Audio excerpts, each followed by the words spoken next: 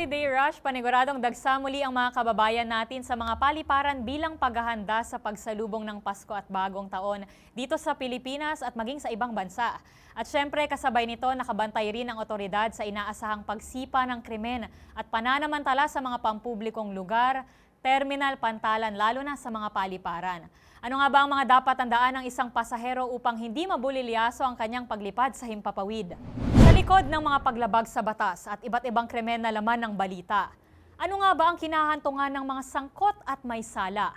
Ang mga ipinagbabawal, ating bibigyang linaw. Ang mga karapatan, ating bibigyang kamalayan. Aalamin ang mga pananagutan sa likod ng mga bawal. Ako si Rose Babiera. At ito, ang Hoy! Bawal Yan! Ito ay bunsod ng naitalang 17 individual na ang kanilang naaresto. Ng Metro Manila Development Authority o MMDA ang No Contact Apprehension Policy o NCAP sa Metro Manila. Sa ang ilang mga dokumento ay peke. Hindi rin legal ang employment na ipinangako sa kanila.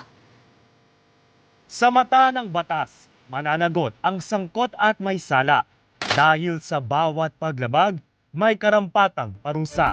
Alamin ang mga pananagutan sa likod ng mga bawal. Dito sa Hoy! Bawal Yan! At para bigyan tayo ng karagdagang kaalaman tungkol sa panuntunan, mga polisiya at mga ipinagbabawal sa paliparan, makakasama natin ang may-ari ng MRB Visa and Immigration Consultancy at kilalang tagapayo sa social media with more than 100,000 followers on TikTok. Welcome to the program, Mr. Randy Bautista, aka Kuya Randy, Visa Immigration Consultant. Sir, simulan ko na po agad sa ating issue at hand at paksang pag-uusapan ngayon. Ang isang tao po ay pumupunta sa ibang bansa for a variety of reasons. It could be for work, pleasure, or even family, lalo na ngayong holiday season na ulit. Para po sa mga first time lang na magbubook ng flight, ano po ba yung mga essentials na dapat kabilang sa ating checklist? In terms of domestic flights, pag-usapan po muna natin yung paglipad dito sa ating bansa lamang. Well, pagdating sa domestic flight, wala naman talaga requirements maliban dun sa valid ID. Of course, yung ticket mo, and para ka lang sumasakay ng bus pagdating sa domestic flight, Pero syempre, kailangan mo sundin yung mga patakaran ng airlines. Bawal, of course, yung matatalim na bagay, of course, yung mga pwedeng maglagay sa danger ng mga pasahero, Yung mga gadget na delikado, bawal din. Kung ano yung rules sa international, sa aeroplano, susundin din natin dito sa domestic. Pero pagdating doon sa personal na dokumento, wala, simple lang. Bili ka lang ng ticket, punta ka ng Mindanao, o punta ka ng Davao, sakay ka aeroplano, ganun lang kasimple. Kung may domestic flights po, Sir Randy, syempre meron din tayong international flights kung saan papasok yung immigration. Una ko pong tanong dito, Sir Randy, bakit po ba tayo may Bureau of Immigration? Para saan po ba ito? Magandang tanong yan, Rose. Actually, ang Bureau of Immigration, yan yung first line of defense ng bawat bansa. O yung unang hilera ng depensa ng bawat bansa, saan man panig ng mundo, Lalo na pagka ang pag-uusapan is national security. Diyan lahat dumadaan sa airport, terorismo, pagdating, sila yung actually bantay ng ating kaligtasan, bantay seguridad, sila yung unang-unang ahensya na makakaharap nitong mga sabihin nating delikado or banta sa ating seguridad. Yan ang unang nagbabantay sa bayan natin. Kasama na rin dyan pagka sinabing yung tinatawag na national security. Pag sinabing national security, may katugtong agad yun national security threat. Kasama na dyan yung terorismo. And then, of course, kasama na rin dyan yung katulad na nangyari sa pandemic nung araw, kasama rin yan sa binabantayan nila. At the same time, yung mga papalabas nating kababayan, lalo na yung kababaihan, isa rin yan sa binabantayan o pinag-iingatan at inaalagaan ng Bureau of Immigration. Sinisigurado na sila'y hindi magiging biktima ng human trafficking, ng illegal recruitment, na kung ano yung dapat na papel mo sa pag-alis mo, kung ikaw ay turista, dapat kumpleto ang dokumento mo. Kung ikaw ay worker, dapat meron kang sapat na dokumento sa kung ano yung klase ng pagkatao mo bilang pasahero. Kaya yung Bureau of Immigration, napakalaki at napaka-importante ng papel sa lipunan natin bilang unang tagapagbantay ng bansa natin. Alright. You've mentioned their first line of defense. And may magandang paksa rin po kayong na bring up dun sa sagot na yun, which is yung national security. Sabi niyo nga po, itong BI o Bureau of Immigration, ito po yung bantay seguridad. And I got two things from here, no? Bantay seguridad, una sa ating bansa, syempre sa mga pumapasok, katulad po nung nabanggit niyo, sir, kanina, ay mga national security threat. Bukod sa binabantayan ng seguridad ng bansa, binabantayan din yung seguridad ng mga individual naman, ng mga Pilipino na naninirahan sa ating bansa. So, sir, I know they don't reveal it for security purposes, pero kung isang traveler po, isang lalabas ng bansa, magpe-prepare ng kanyang mga dokumento, ano po ba yung mga karaniwang pamantayan na sinisilip ng immigration bago hayaang makalabas ng bansa ang isang pasahero? Actually, no, mainam din, Rose, na itanong mo yan. Actually, ang Bureau of Immigration merong sinusunod na pamantayan yan. Yung tinatawag na triangle parameter.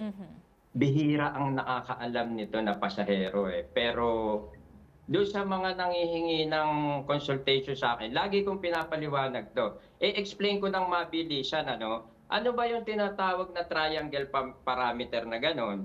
Yung nasa ibabaw niya, yun yung dokumento.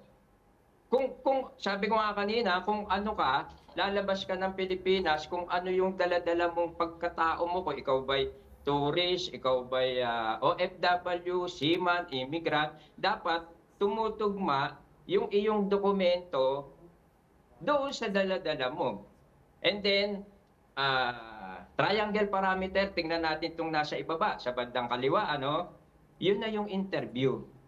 Dapat pagka in-interview ka, dito pa lang sa taas dapat yung halimbawa tourist ka, dapat yung dokumento mo tumutugma sa pagiging turista mo. Dahil pagka hindi, dito pa lang sa taas, ma-upload ka na. Doon pumapasok yung salitang upload.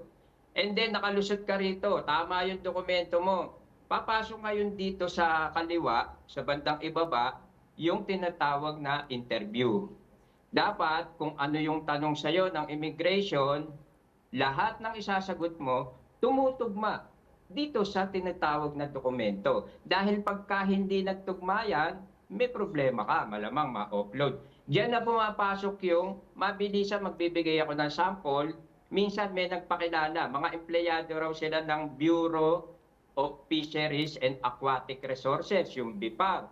Nung ini-interview na, yung kanilang Certificate of Employment, yung ID, nakuha nila dito sa, kung tawagin natin, University of Recto, yung gawaan ng mga fake na dokumento dyan. Pero ngayon, nalipat na raw. Yung tatlo sila eh. Yung isa doon, nakuha dito sa University of Quiapo. Kung tawagin natin yan, ganyan ha, sa salitang kalye. Kasi, magmula rito sa Recto, nagpunta yung mga nahuli dito sa Quiapo, doon na sila naglulungga ngayon at doon na naggagawa ng mga fake na certificate. So nung in-interview yan, nalaman hindi sila totoong empleyado ng BIPAR. Upload yun. Ayun na, hindi nagtugma. And then pangatlo, yung dito sa kanan, ano, yung tinatawag na triangle parameter. Dito sa kanan, ang tawag nila dyan, demeanor. Or kaya, yung kilos at galaw mo. Nakapila ka pa lang sa perimeter ng immigration, napakaraming CCTV dyan sa immigration, ano? Tinitignan na nila yung mga pinagdududahan nila na, let's say, pag-usapan natin yung turista, na hindi totoong turista, kundi magiging biktima ng human trafficking o illegal na recruitment. Kasi, ang qualification o yung ugali ng mga human trafficker, ibinibigay yung dokumento right on that day sa airport mismo. Kaya ikaw na papaalis, hindi mo kabisado yung dokumento mo. Ang nangyayari, andun ka sa airport, hawak mo telepono, tawag ka ng tawag kasi hindi mo alam eh ninenervyos ka, hindi mo alam kung ano yung isasagot mo. So, basang-basa ng immigration officer yan.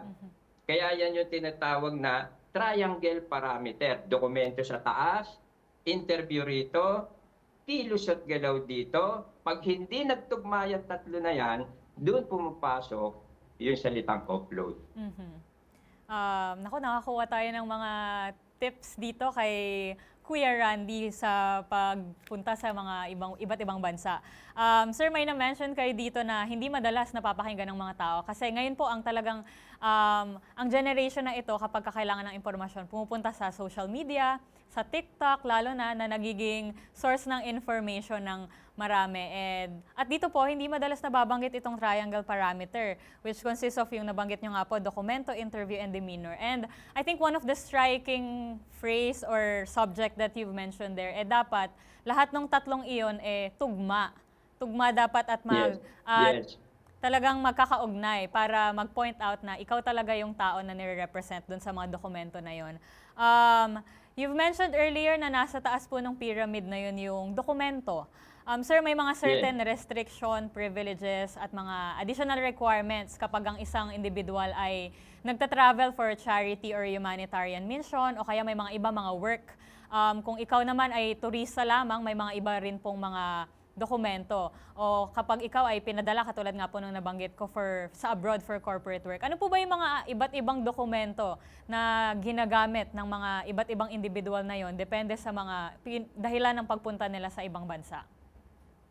Well, doon sa mabilis na pagpapaliwanag, unahin natin yung turista. Pagka ikaw turista ka, sabi nga, pagka ba wala kang pera, hindi ka po pwede mag-travel. Ang sagot ng karamihan dyan, yes. But ang totoong sagot dyan, no. Kasi meron tayong right to travel Every individual, every Filipino, merong right to travel yan under 1987 Constitution. Wala kang pera, hindi ka na ba pwede mag-travel? Pwede. Kuha ka ng sponsor. Yung sponsor mo, may pera, ginastosan ka, pwede. I-produce nyo yung dokumento. Ang kailangan dokumento, proof of financial capacity documents.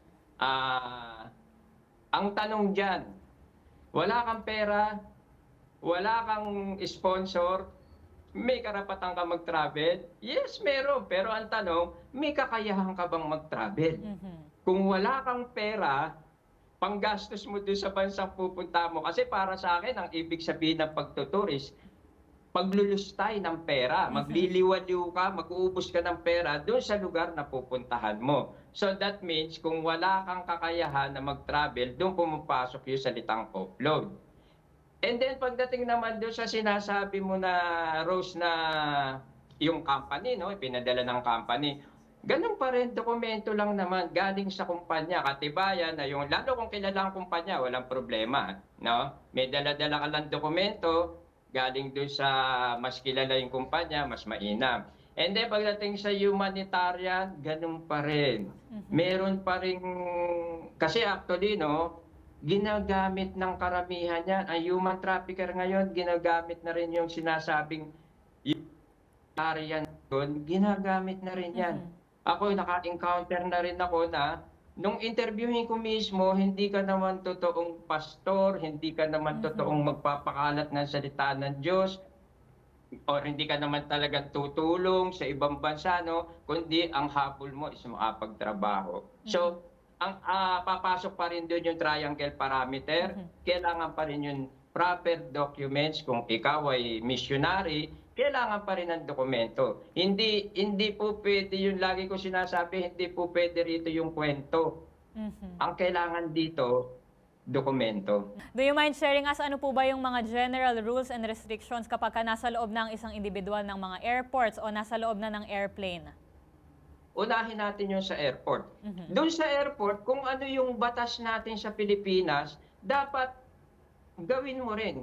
Sa loob ng airport, hindi dahil nasa loob ka ng airport, iba na yung batas ng Pilipinas. No, it's still the same. Kung magsisisigaw ka sa loob ng airport natin, gagawa ka ng aksyon doon na makakaperwisyo ka, makakagawa ka ng iskandal, may batas tayo para dyan. Dapat, kung ano yung batas ng Pilipinas, sumunod ka habang nasa loob ka ng airport. And then pagdating naman dito sa tinatawag na ruling ng eroplano, no? Of course, may mga ipinagbabawal din yan. Number 1, bago ko makalimutan, yung bomb joke. Di ba? Yung pagbibiro na, may bomba ako rito. Well, batas na ngayon yan. Bawal na bawal yan. Number 1 niya. Huwag kang magbibiro kahit sa ang panig ng airport, lalo na kung nasa loob ka na ng aeroplano. Bawal na bawal. At the same time, of course, bawal yung may mga ruling sila. Bawal yung matutulis, ano? Bawal yung battery. Yung pagkasobra laki ng battery. Yung mga electronic gadget na sobrang laki like Hoover, no? Yung mga e-scooter, bawal na yun mga yun ngayon eh. Pero depende pa rin minsan sa ruling ng airlines. And then bawal pa rin tong, let's say, lighter. Yung mga pabango na more than 100 ml, bawal yun. Yung tubig, basta yung mga liquid na pwedeng maging cause ng pagsabog or pwedeng gawing pampasabog, yung more than 100 ml na tubig, yung mineral, bawal yun. Actually, Yakult pagka more than or any kind of drinks, even soft drinks, pagka more than 100 juice, more than 100 ml, pinagbabawal yun. So, payong, bawal din, yung matatalim na bagay na pwedeng maging cause ng aksidente, yung pwedeng maging cause ng pagsabog, lahat yun, pinagbabawal yun. Back in June, yung Civil Aviation Authority of the Philippines o yung CAAP, ni-report na yung power bank explosion sa Roxas Airport sa Capiz. Kung saan ang isang passenger, merong dala na isang power bank citing excessive levels of allowable capacity within aircrafts. After po nun, it was turned over and it suddenly caught fire. Ito po yung naging dahilan kung bakit ipinagbawal na yung paggamit o pagdadala ng mga power banks, katulad po nung sabi niyo mga electronic gadget. Aside po ba sa power banks na lately lang din na-add sa mga regulations sa ating mga airplanes, dahil noon wala naman pong mga power banks, ito nadagdag lang ngayon.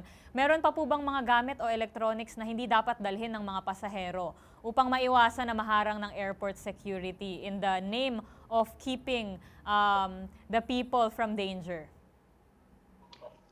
Pagdating sa power bank, pwedeng hand carry yan eh.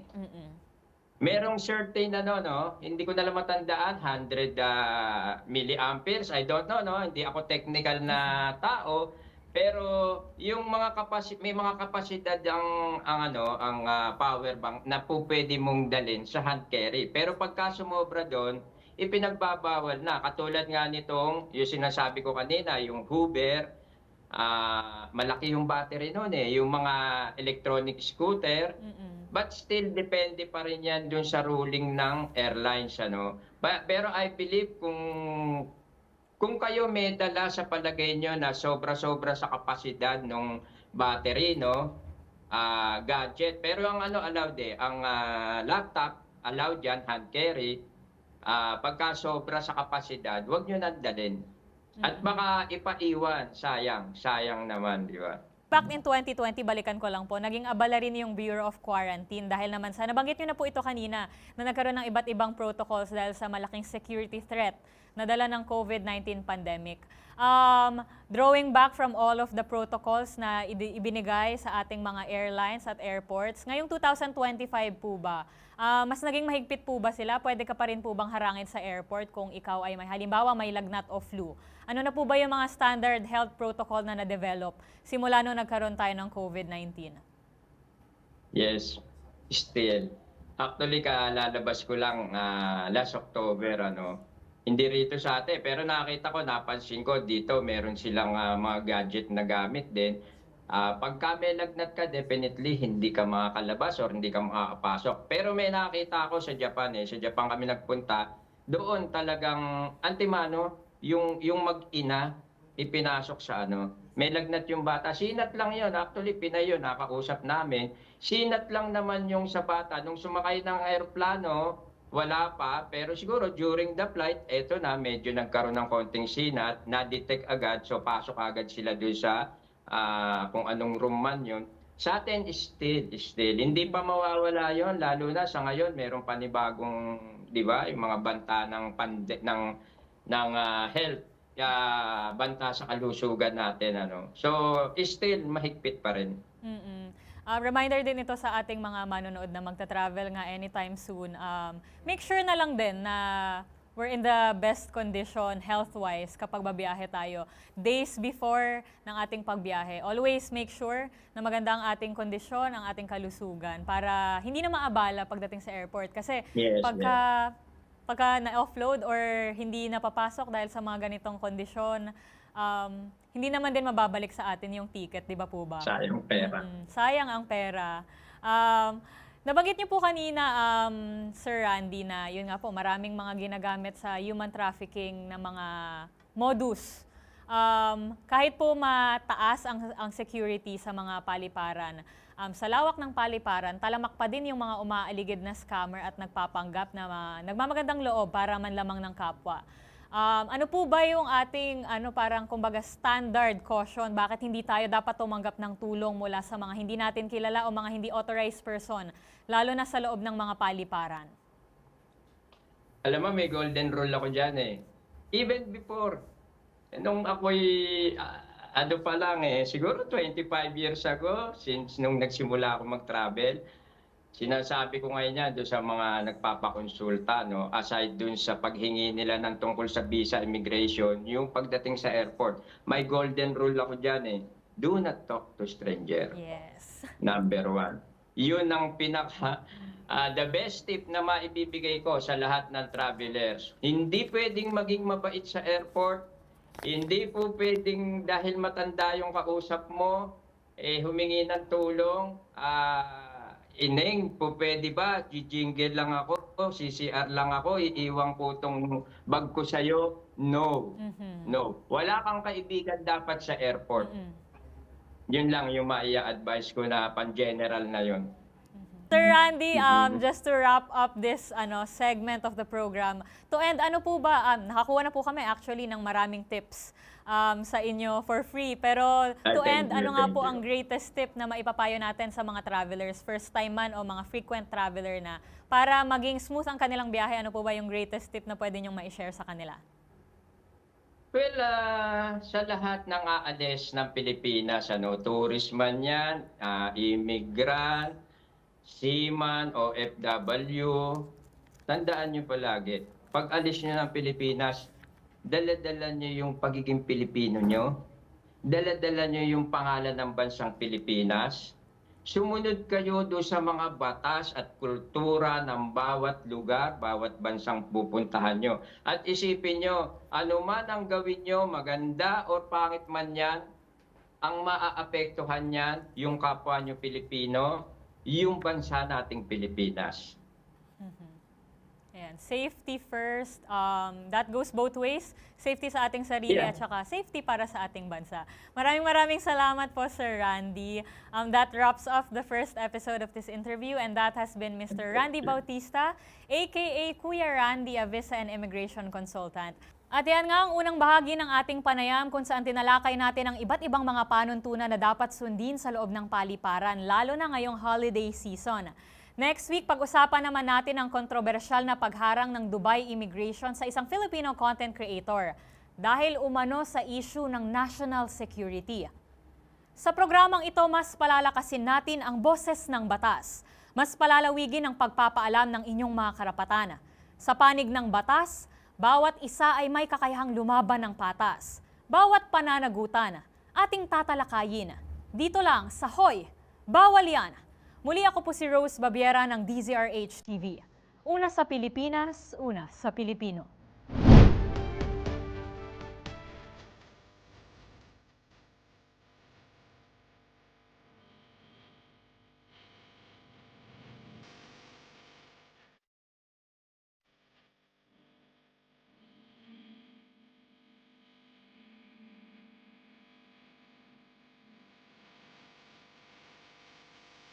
Ito ay bunsod ng naitalang 17 individual na ang kanilang naaresto.